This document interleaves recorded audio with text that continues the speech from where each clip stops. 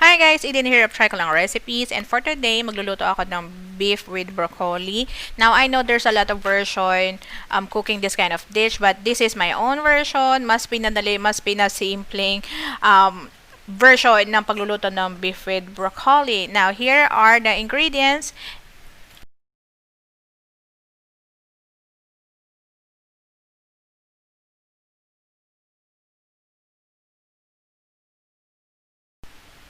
And there you have it. But before we start, guys, please subscribe to my channel, Try Ko Lang Recipes, for more beef recipes, and paklik na rin yung notification bell na yan para ma-notified ka kapag may bagong upload na video. And if you like this video, please give me a thumbs up and share this video as well to your friends and family. And without further ado, let's start cooking.